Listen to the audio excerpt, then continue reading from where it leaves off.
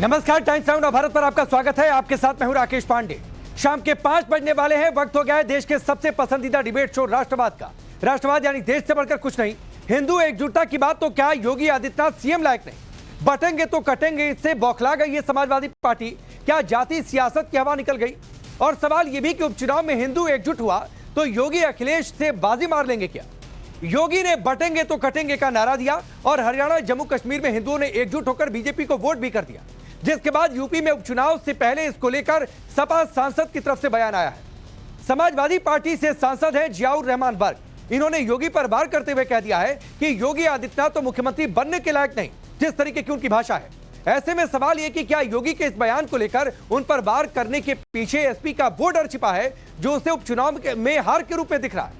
क्या सपा को डर सता रहा है कि अगर योगी के इस बयान से यूपी के उपचुनाव में एक बार फिर हिंदुओं ने एक तरफा बीजेपी को वोट कर दिया तो वो एक भी सीट नहीं जीत पाएंगे, क्योंकि हिंदू जातियों में नहीं बटेगा? इसी पर हमारी आज की डिबेट, लेकिन पहले रिपोर्ट देखिए।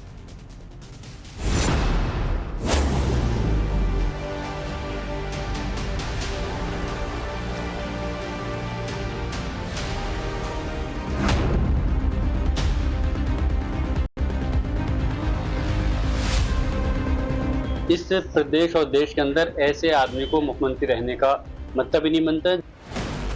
जो हिंदू एकता की बात करे, क्या उसे सीएम रहने का अधिकार नहीं? अगर यूपी के सीएम हिंदुओं की एकता मजबूत करने की बात करते हैं तो इससे क्या मुस्लिम समाज को खतरा महसूस होता है? योगी के बटेंगे तो कटेंगे नारे से क्या मुस्लिम समाज खुद को असुरक्षित महसूस करता है? ये सवाल इसलिए क्योंकि सपा सांसद जियाउर रहमान बर्क ने ऐसी ही बातें कही हैं। बर्क को सीएम योगी की हिंदू एकता मजबूत करने वाली बातें चुभने लगी हैं। सुनिए। इस प्रदेश और देश के अंदर ऐसे आदमी को मुख्यमंत्री रहने का मतलब ही नहीं बनता जो इस टाइप की भाषा को इस्तेमाल करते हैं। अगर बटोगे तो कटोगे, क्या मतलब बनता है? आप किस, मैं पूछना चाहता हूं कि सर्वोच्च न्यायालय इस चीज पर ध्यान दे कि अगर इस प्रदेश के मुख्यमंत्री की सरकार की भाषा ऐसी होगी तो जो यहाँ पर माइनॉरिटी के अंदर जो लोग हैं, जो मुस्लिम समाज हैं, वो अपने आप को सुरक्षित कैसे महसूस करेंगे?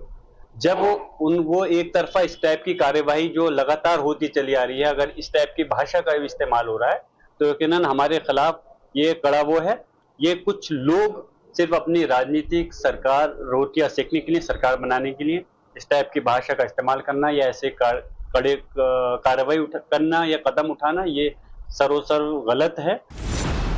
बर्क दो टूक कह रहे हैं हिंदुओं के लिए बटेंगे तो कटेंगे वाली बात उनके खिलाफ है, इसलिए मुस्लिम समाज डरा महसूस कर रहा। तो सवाल उठता है, मंचों से मुस्लिम एकता, बीजेपी के खिलाफ एकजुट होने की अपील ठीक, लेकिन अगर कोई हिंदू एकता की बात करे तो गलत कैसे? सवाल यह भी कि क्या बटेंगे तो कटेंगे नारे ने जातिवादी सियासत पर ब्रेक लगा दिया, जिससे विपक्ष बौखलाया है और ऐसी बातें कही जा रही। सुनिए कैसे बीते दिनों यूपी के सीएम योगी ने बटेंगे तो कटेंगे नारे से एक नई लकीर खींची और इसका असर चुनावों में भी देखने को मिला। योगी ने चुनावी मंचों से दो टूक कह दिया, कोई ऐसी गलती मत करना कि फिर बटने की नौबत आए। कोई ऐसी गलती मत कर देना कि जो आपस में बटे। याद रखना, बटे तो कटे, ये कभी नहीं होने देना है। बहनों और भाइयों, राष्ट्र से बढ़कर के कुछ नहीं हो सकता, कुछ नहीं हो सकता। और राष्ट्र तब सशक्त होगा जब हम एक रहेंगे, नेक रहेंगे, तभी नेक रहेंगे। बटेंगे तो कटेंगे। योगी के हिंदू एकजुटता वाले नारे ने असर भी किया। योगी आदित्यनाथ ने हरियाणा में 13 रैलियां की, जिसमें 9 सीटों पर बीजेपी उम्मीदवार जीते, यानी करीब 70% विनिंग परसेंटेज। जम्मू कश्मीर में योगी ने 4 रैलियां की और चारों ही जगहों पर बीजेपी उम्मीदवारों को जीत मिली, यानी 100% का स्ट्राइक रेट। अब सवाल यूपी की 10 सीटों पर होने वाले उपचुनाव का है, लिहाजा बीजेपी के सामने चुनौती यूपी के 20 करोड़ हिंदुओं को एक करने की है। और ये एक फॉर्मूला हो सकता है अखिलेश यादव के पीडीए को रोककर हिंदुओं को जातियों में बंटने से रोकने का। और अगर ऐसा हो गया तो बीजेपी न सिर्फ सपा से ज्यादा सीटों पर लीड बना लेगी, बल्कि यूपी में 2024 के हार के गम को भी दूर कर लेगी। योगी की संगठन में स्वीकार्यता और बढ़ जाएगी और इसके बाद तो बीजेपी हिंदू वोटरों के इर्द गिर्द ही अपने भविष्य की रणनीति बनाएगी। वैसे भी हिंदुत्व योगी की मनमाफिक पिच है। यूपी में उन्होंने इसके लिए बैक टू बैक कई फैसले लिए,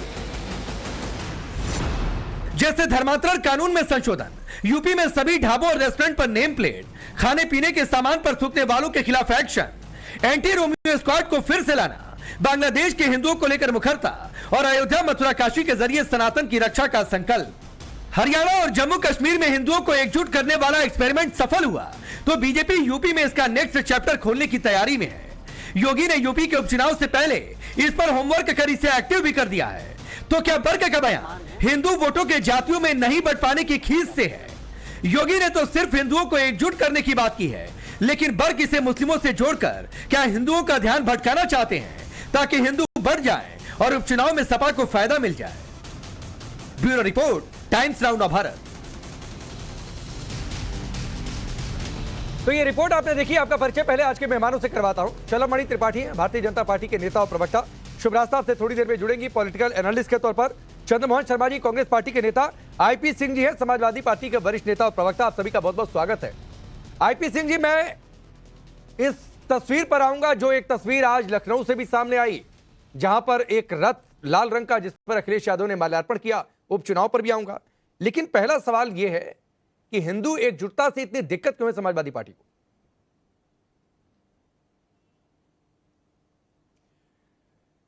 सवाल यह है कि भूखमरी में भारत कहां खड़ा है।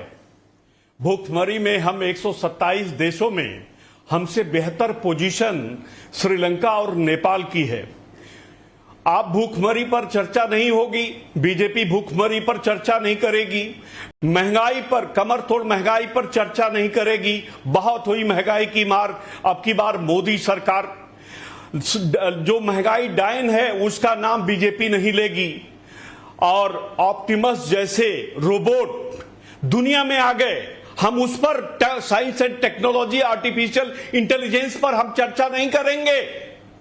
हम उत्तर प्रदेश में गांव में बिजली नहीं आती, मुख्यमंत्री योगी आदित्यनाथ जब दौरे पर जाते हैं बहराइच में, जब भेड़िए आतंक फैलाते हैं तो गांव में बिजली नहीं होती है, सड़क नहीं होता है, टंकियां नहीं होती, पानी नहीं होता, रोजगार नहीं होता। और हम चर्चा किस पर कर रहे हैं बैठ के? क्या भारत का भविष्य यही बनाने का वादा करके भारत के प्रधानमंत्री आए थे? आज लोक नायक जयप्रकाश नारायण जी की जयंती है। संपूर्ण क्रांति का उन्होंने नारा दिया था और आज उनके अनुयायी, उनके शिष्य और बिहार के मुख्यमंत्री से इंडिया गठबंधन ने आह्वान किया, माननीय अखिलेश जी ने आह्वान किया कि आप समाजवादी रहे हैं, समर्थन वापस लीजिए। नहीं, आईपी सिंह, ये आप लोगों का दर्द मई जून से चला आ रहा है, तो मैं अभी उधर नहीं जा रहा हूं। नीतीश कुमार के हाथ से आप लोग बैठे हैं, इस पर कई बार चर्चा हो चुकी है। सर, मैं सवाल फिर आपको दोहराता हूं, और ये सवाल जो आपने तमाम बातें कही कि भूखमरी, बेरोजगारी पर, सुनिए सर, सवाल सुन लीजिए। आप ही के पास हूं आईपी सिंह, सवाल सुन लीजिए। आपने जितनी बातें दोहराई वो सारे मुद्दे ठीक हैं, और मैं कह रहा हूं कि चर्चा होनी चाहिए उस पर, लेकिन ये बात आपने अपनी पार्टी के सांसद को नहीं समझाया। आईपी सिंह सर, सुनिए सवाल। आईपी सिंह जी किस परिणाम की बात करते हैं? आईपी सिंह जी सुनिए ना सर, सवाल सुन लीजिए। आप ही के पास हूं, मैं आगे नहीं बढ़ रहा हूं, सवाल सुन लीजिए। आपने जितनी बातें कही सब ठीक, तो मैं ये पूछ रहा हूं कि ये बात आपने अपनी पार्टी के सांसद को क्यों नहीं समझाया, जियाउर रहमान बर्क को, कि इस तरीके का बयान ना दे तो मैं नहीं ये डिबेट कर रहा होता, कुछ और डिबेट कर रहा होता, कुछ और टॉपिक देख रहा होता। क्यों उन्होंने कह दिया कि योगी सीएम लायक नहीं है? इसलिए कि योगी ने हिंदुओं की एकता की बात की।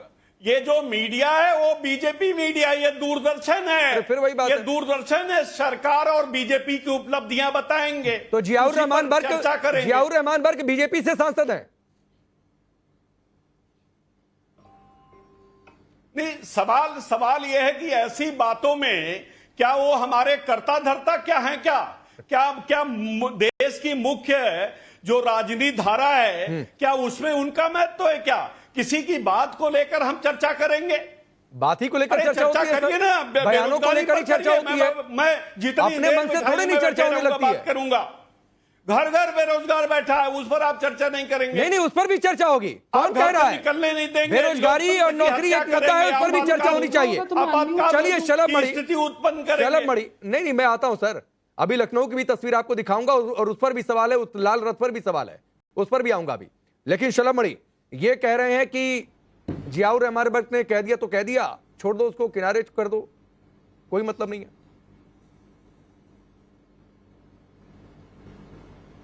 नहीं, इनके लिए तो इस प्रकार के जो बयान होते हैं वो इनके लिए बहुत खाद का काम करते हैं।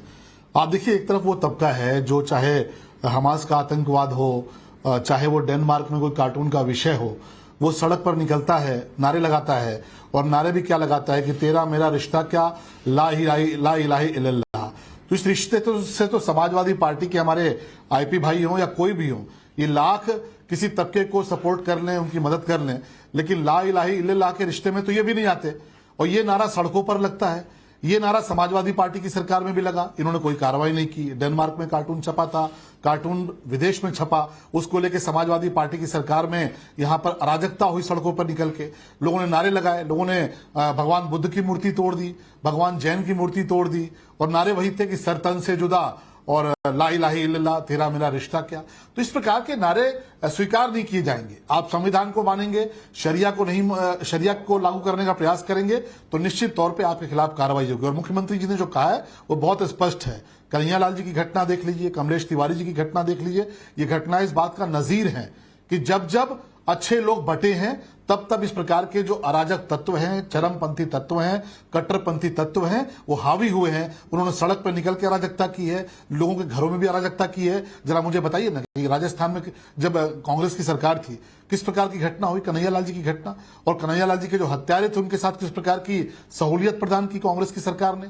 तो निश्चित तौर पे ये बात तो सबको समझनी होगी कि जो इस प्रकार के लोग हैं, जो आज भी शरिया में विश्वास करते हैं, जो आज भी चरमपंथ में विश्वास करते हैं, जो आज भी कट्टरपंथ में विश्वास करते हैं, उनसे आखिर कैसे लड़ेंगे, उनका मुकाबला कैसे करेंगे। जब तक अच्छे लोग, जब तक संविधान को मानने वाले लोग एकजुट नहीं होंगे, तब तक शरिया को मानने वाले मुस्लिम वोट बैंक का सवाल है, इसलिए आप कह रहे हैं जियाउर रहमान बर्क की बात को छोड़ दिया जाए, ना उसको सीरियस किया जाए, ना चर्चा की जाए।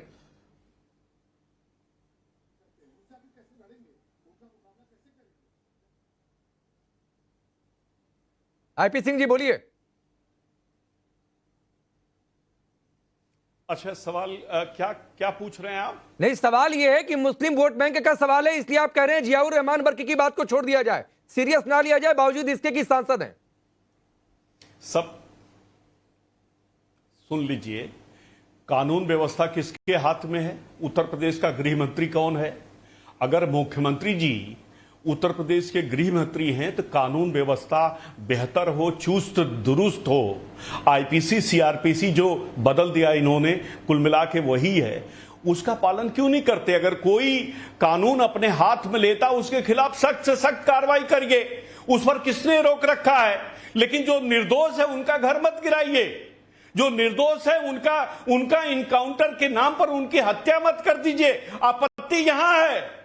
सड़कों पर अगर आंदोलन होते हैं तो भारतीय जनता पार्टी ने अनवरत आंदोलन किए हैं। आंदोलनकारियों को जेल में नहीं ठूसा जाता, आंदोलनकारियों के ऊपर गोली नहीं चलाई जाती। जयप्रकाश नारायण जैसे राष्ट्र पुरुष की जयंती पर जो भारत रत्न रहे हों, उनकी प्रतिमा पर माला चढ़ाने के लिए नहीं रोका जाता है। लोकतंत्र की दुहाई देने वाले यही भारत का संविधान, बाबा साहब का संविधान बदलने की बात कर रहे थे। वो तो देश की जनता और उत्तर प्रदेश की महान जनता ने भारतीय जनता पार्टी को उसकी हैसियत बताई, और जो 80 की 80 सीटें जीतने की बात कर रहे थे वो भी बेईमानी करके 25-30 सीटें जीत पाए। ठीक। और सवाल यह है कि अगर उत्तर प्रदेश में बेईमानी नहीं होती तो भारतीय जनता पार्टी वही 8-10 सीटें जीतती। जी सर, प्लीज यूपी में बीजेपी को पीछे करने के बाद अब ये तो मत कहिए कि बेईमानी नहीं होती तो हम 80 के 80 जीत गए होते, तो ये तो मत कहिए सर प्लीज। उत्तर प्रदेश की जनता आप पर हंसने लगेगी, समाजवादी पार्टी उत्तर प्रदेश की जनता आप पर हंसने लगेगी। और आप जिस लखनऊ का जिक्र कर रहे हैं, मैं आ रहा हूं, शलम मणि एक रिप्लाई करिए फिर आगे बढ़ता हूं, छोटा रिप्लाई। नहीं, देखिए, अभी तो इन मुद्दों को लेकर गए थे, हरियाणा भी गए थे, जम्मू कश्मीर भी गए थे, और मुझे लगता है जमानत तो छोड़िए, मुझे लगता है कि कुल मिला के भी 1500-1600 वोट समाजवादी पार्टी को नहीं मिले। जम्मू कश्मीर में बड़ी उम्मीद लेकर गए थे कि वहां पे इनको लगा था कि ये जो तुष्टीकरण करते हैं, मुस्लिम तुष्टीकरण करते हैं, कुछ शायद वोट इनको हासिल हो जाए, पर जम्मू कश्मीर में भी नहीं मिले। और हरियाणा में तो क्या हालत हुई है वो भी आपने देख लिया। संभल का एक वीडियो बहुत वायरल हो रहा है, आपने देखा हो, तो एक चरमपंथी व्यक्ति है आऊंगा जो जी, एक पुलिस वाले ने जब उसकी गाड़ी रोक ली और पिछड़े समाज से आता है वो पुलिस वाला, तो उससे वो कहता है, वो चरमपंथी कहता है कि आज तुम्हारी हुकूमत है, कल हमारी हुकूमत आएगी तो हम तुम्हारे पेट में चाकू घोंप देंगे। आज तुम्हारी हुकूमत है मतलब संविधान का राज है, कल शरिया आएगा तो हम तुम्हारे पेट में चाकू घोंप देंगे। ये कौन लोग बढ़ावा देते थे? उत्तर प्रदेश में अगर आप देखिएगा तो अभी आईपी सिंह साहब बोल रहे हैं कि आपने कार्रवाई क्यों नहीं की।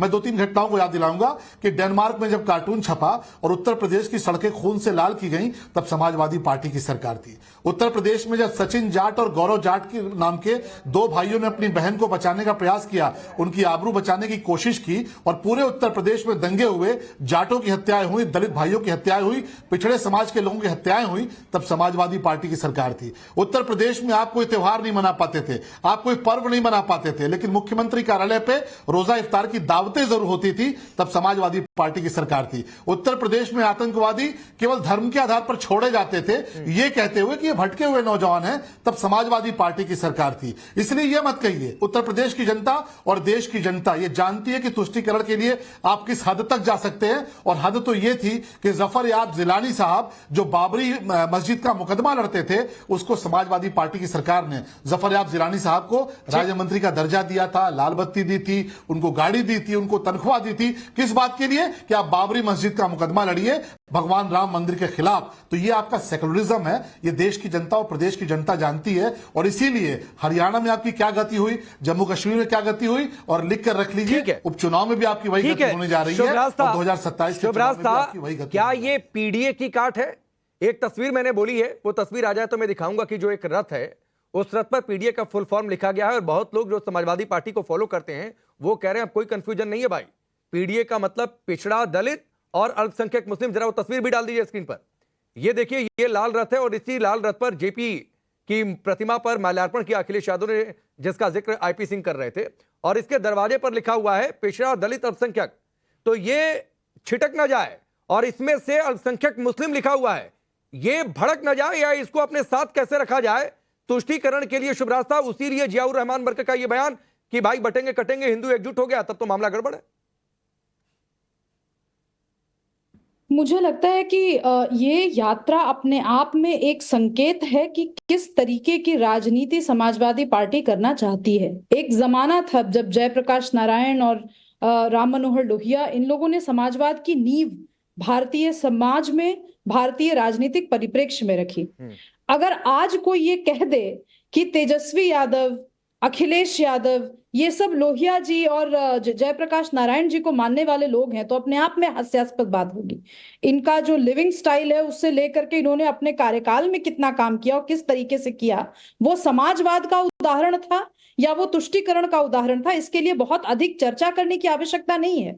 आज इनके सोशल मीडिया पे समर्थक जिस तरीके से बात करते हैं, वह भी अपने आप में एक अनन्य उदाहरण है यह बताने के लिए कि विचारधारा कहीं बिल्कुल फटेहाल खड़ी है और ये पीडीए टाइप की यात्राएं निकल रही हैं। यंग जनरेशन को अगर आप टारगेट करना चाहते हैं तो पीडीए का एक बहुत दूसरा अर्थ भी निकलता है अंग्रेजी में। तो इन्होंने ये द्व्यर्थी जो लिखवाया है संवाद अपने जो भी उनका होर्डिंग और तमाम तरीके के कोलैटरल्स बनेंगे, वो क्यों लिखवाया है, इसका जवाब तो समाजवादी पार्टी के नेता और समाजवादी पार्टी ही दे सकती है। लेकिन आप सोचिए कि जिस समय जब बार बार ये कहा जाता है कि जयप्रकाश नारायण जी की याद दिलाई जाती है, तो आप पूछिए ना कि क्या कभी जयप्रकाश नारायण ने या लोहिया जी ने या मुलायम सिंह यादव जी ने ही, चलिए लालू प्रसाद यादव जी की मैं बात कर लेती हूँ, क्या इन्होंने कभी द्व्यर्थी संवाद किए थे? तो ये किस तरीके की, ये जो यंग लोग हैं, ये किस तरीके की राजनीति करना चाहते हैं, ये अपने आप में बड़ा प्रश्न है। और मुझे लगता है कि के साथ शुभ रास्ता आगे बढ़ूंगा। चंद्रमोहन जी, आप लोग भी साथ में, बावजूद इसके कि सपा ने तो आपको घुटनों के बल ला दिया, एक तरफा 6 सीट कह दिया, क्या 4 में भी 2 ही देना है, इस तरीके की खबरें, खैर आप लोगों के बीच का मामला है, उधर नहीं जाऊंगा। लेकिन क्या पीडीए की काट है, बटेंगे कटेंगे, जिसका हरियाणा में ट्रेलर दिखा, इसलिए इस तरीके के बयान आ रहे हैं, इसलिए हिंदुओं की एकजुटता से दिक्कत है, इसीलिए फिर कुछ भी बोल देना। राकेश जी, आपने टॉपिक तो रखा है कि बटेंगे कटेंगे, लेकिन त्रिपाठी जी से ये नहीं पूछा कि बटेंगे किससे और कटेंगे किससे। ये नहीं उन्होंने बताया ना, आपने पूछा, लेकिन मैं बता देता हूं कि देश के 145 करोड़ जनमानस जब तक बटेंगे नहीं और बीजेपी से कटेंगे नहीं, क्योंकि बीजेपी ही तो काट रही है। ₹58 के डॉलर का रेट उठते उठते आज ₹84 तक पहुंच गया और देश के प्रधानमंत्री की साख गिर गई। देश बटा हुआ है, बीजेपी काटी जा रही है और देश में कुपोषण का जो दर था वो 58% से होते होते देश की 13.7% आबादी कुपोषण में चली गई। बीजेपी बांटी जा रही है और देश की जनता को काटी जा रही है और कुछ लोग सिर्फ आंखें खोल के देख रहे हैं, बोल तो रहे हैं लेकिन सत्ता के अधीन बोल रहे हैं। और अब विषय ये भी आता है कि बेरोजगारी के ऊपर कटेंगे बटेंगे बात करने के लिए आपके पास मुद्दा नहीं था। आप त्रिपाठी जी बता दीजिए मुझे। नहीं त्रिपाठी जी जवाब दे देंगे। चंद्रमोहन जी आपकी बात का सीधे वो सारे सवाल मैंने ट्रांसफर कर दिए। मेरा एक छोटा सा सवाल, छोटा जवाब दीजिएगा, फिर चलमबड़ी के पास जाऊंगा। हरियाणा में किसने किसको काट दिया? हरियाणा में आपकी इन्हीं बातों का आधार अगर मैं मान लेता हूं तो हरियाणा की जनता ने किससे कन्नी काट ली? बड़ा गलत छेड़ दिया राकेश भाई आपने। नहीं मैं बहुत सही छेड़ता हूं। 39.9% वोट भाजपा को मिला है। मैं दे रहा हूं जवाब दे रहा हूं, सुन लीजिए। और 39.3% वोट कांग्रेस को मिला। 0.6% में खेला भी हो गया, ईवीएम भी सेट हो गई। ये सुनिए चंद्रमोहन जी, ये वोटिंग परसेंटेज नंबर की बात करिए। विधायक भी जीत गए। जिसको नंबर आ गया वो सरकार बना रहा है।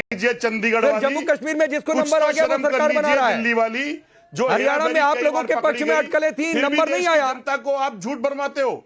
फिर तो वोटिंग परसेंटेज हर जगह देखना पड़ जाएगा। फिर जातियों का वोटिंग परसेंटेज देखना पड़ जाएगा, किसने किसको वोट किया। तो मैं छेड़ता बहुत सही हूं। खैर शलमबड़ी जवाब दीजिए इनका। 0.3% के अंदर हेरफेर भी कर डाला। देखिए हरियाणा की बात नहीं करेंगे, हमारे कांग्रेस के साथी हरियाणा की बात इसलिए नहीं करेंगे क्योंकि आजकल सोशल मीडिया और मीडिया में हरियाणा को लेकर इनके जो बड़े पदाधिकारी हैं केसी वेणुगोपाल जी, उनको लेके कांग्रेस से जुड़े जो पत्रकार हैं वही बहुत कुछ बता रहे हैं। वो आपने भी देखा होगा कि जो कांग्रेसी विचारधारा के पत्रकार है उन्होंने बता दिया कि भाई कांग्रेस हरियाणा में के जो वेणुगोपाल जी इनके कांग्रेस के बड़े नेता हैं वो पार्टी का चुनाव प्रचार कर रहे थे या किन चीजों में लिप्त थे और कांग्रेस पार्टी किन चीजों में लिप्त थी, ये सबने देखा है। और दूसरी बात कि हरियाणा की जनता ने, जम्मू कश्मीर की जनता ने भी इनको बताया है, इनको जवाब दिया है। मैं तो सिर्फ इतनी बात कहूंगा कि आज जो लोग आदरणीय जेपी जी का नाम ले रहे हैं, जयप्रकाश नारायण जी का नाम ले रहे हैं, मुझे याद आता है कि 4 दिसंबर 1976 की घटना है। जयप्रकाश नारायण जी को इंदिरा गांधी जी के कहने पर नजरबंद किया गया था। वो बुरी तरह बीमार थे, गंभीर रूप से बीमार थे। 4 दिसंबर 1976 की ये घटना आप इतिहास उठाकर पढ़ लीजिए। जब उनकी तबीयत बहुत ज्यादा खराब हुई तो जाके डॉक्टर्स ने कहा कि इनको तत्काल छोड़ा जाए, इनको अस्पताल पहुंचाया जाए, वरना जयप्रकाश नारायण जी की मौत हो सकती है, उनकी मृत्यु हो सकती है। और तब गांधी परिवार के जो बहुत करीबी चाटुकार थे उन्होंने कहा कि मरते हैं तो मर जाने दो, उनको नजरबंदी से नहीं हटाया जाएगा, उनको रिहा नहीं किया जाएगा। आगे चल के जयप्रकाश नारायण जी उसी बीमारी के गंभीर होने के चलते उनका निधन हुआ। ये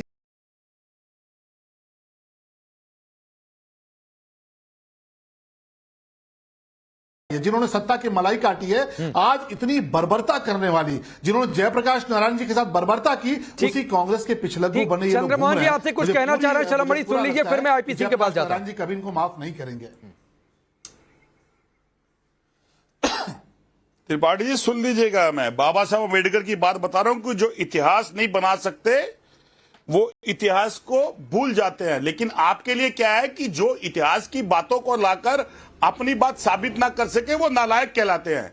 भाजपा के जितने भी नेता हैं आपको मिला के, आप इतिहास की बातों को लाकर प्रेजेंट की बातों को क्यों छुपाते हैं? अरे देश आपसे पूछ रहा है, 10 साल आपके पास है, आप छाती ठोक के बोलिए कि हमने देश को ये दिया है। आप बोलिए देश के अंदर हमने महंगाई खत्म करी है, आप बोलिए देश के अंदर बेरोजगारी खत्म करी है, लेकिन आपकी नालायकी क्या करती है कि पिछले से पीछे सालों तक चली जाती है और पुरानी सरकारों की बातों को लेकर सेंट्रल हॉल में, पार्लियामेंट के सेंट्रल हॉल में बाबा साहब की तस्वीर तक नहीं टंगने दी आपने। इतिहास आप ही तो थे वर्तमान की कांग्रेस पार्टी कहती थी कि सेंट्रल हॉल जो पार्लियामेंट का है वहां बाबा साहब की तस्वीर नहीं लगने देंगे, और बाबा साहब की घेराबंदी करके चुनाव तक करा दिया आप लोगों ने। बजे ये तो आपका चरित्र है। आज बाबा साहब आपको याद आ रहा है क्योंकि आप हाशिए पर चले गए हैं, तीसरी बार सत्ता से बाहर हो गए हैं।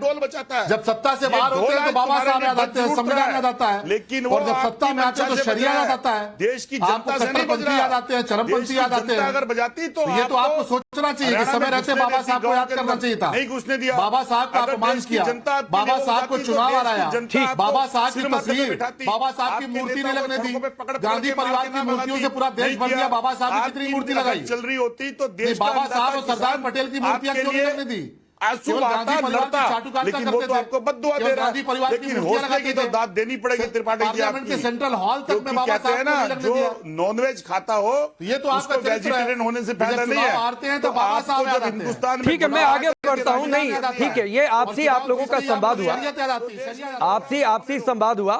चंद्रमोहन जी, फिर वही बात है कि हरियाणा में किसने किसने कनी काट ली, फिर कहेंगे मैं छेड़ सही दिया हूं। खैर, मैं आगे बढ़ रहा हूं। आईपी सिंह जी, एक बार जरा वो तस्वीर फिर से रखिए, लाल रथ वाली तस्वीर एक बार फिर से टेलीविजन स्क्रीन पर रखिए। रुकिए चंद्रमोहन जी, आ रहा हूं। जीत राकेश जी राजनीति नहीं डिसाइड करती। ठीक है सर, और ठीक। अगर एक हार जीत डिसाइड करती है तो 240 नरेंद्र मोदी जी को मिली है। नहीं सर, तो फिर आपको कितनी मिली? आप 3 साल में 240 नहीं ले आ पाए, तो सर मत जाइए ना। जो डिबेट पहले 10-100 बार हो चुकी है, उस डिबेट को लाकर टाइम मत खराब किया करिए सर।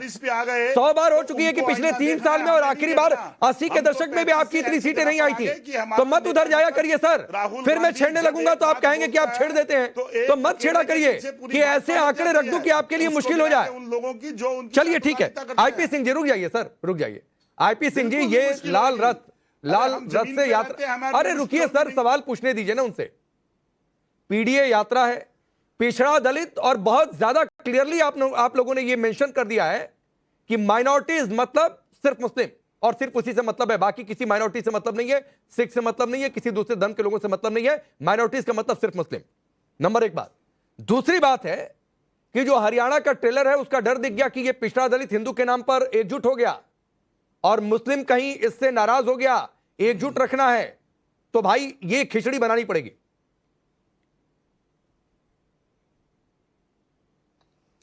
देखिए, समाजवादी पार्टी जाति, पंथ, मजहब और भाषा के आधार पर राजनीति नहीं करती है।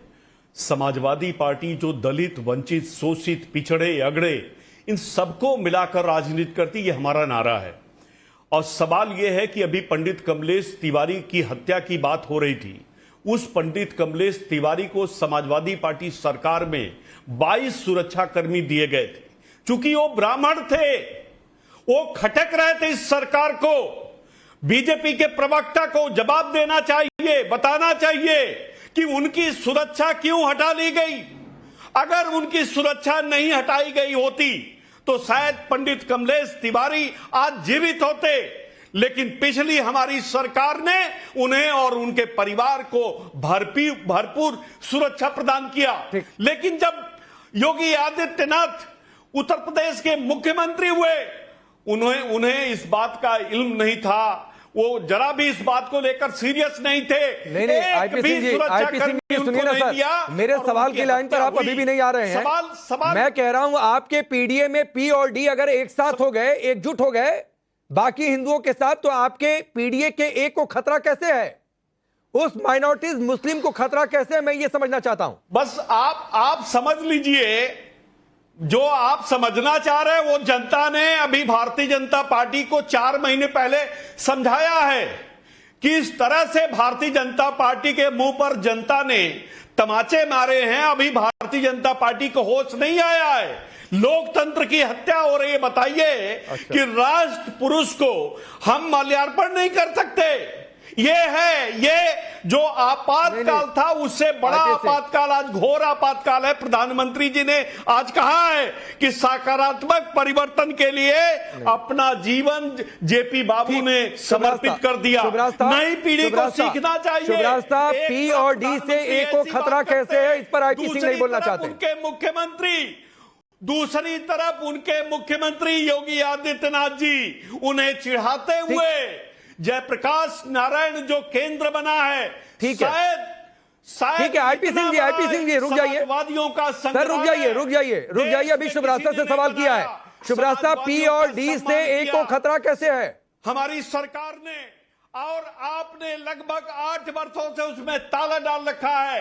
आप प्लीज आईपी सिंह जी, समय थोड़ा सा कम होता है सर, प्लीज अभी सिर्फ IP Singh ji, please sir, please sir, please शुभरास्ता इनसे पूछिए कि पीड़ित दलित और अल्पसंख्यक की जब ये बात करते हैं तो मुसलमानों में किस लिहाज से और उनके कौम के किस रूल से वहां भी पीड़ित और वहां भी दलितों की संख्या है, पूछिए इनसे आप।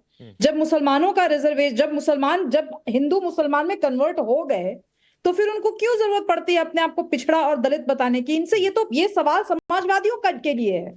जो पॉलिटिकल पार्टी अपने आप को कल्चरल कंजर्वेटिव कहती है कि हम मानते हैं पुरातन पंथ ठीक। पे हमारा भरोसा है, जिस प्रकार से सामाजिक ठीक है। ढांचा है या जिस प्रकार नहीं से नहीं, ये सवाल है शुभ्राज साहब, आपको रोकना पड़ रहा है, वक्त इतना ही आपको रोकना पड़ रहा है, लेकिन ये सवाल है जिसकी चर्चा होगी आने वाले समय में। यूपी में 10 सीटों पर उपचुनाव है, आगे 27 में चुनाव है, जिसके इर्द गिर्द रणनीति बनाई जा रही है। तो ये सवाल तो होगा कि पीओडीसी को खतरा कैसे है, अगर हिंदू एकजुट हो गया तो मुसलमान को खतरा कैसे है। आप सबका बहुत बहुत शुक्रिया।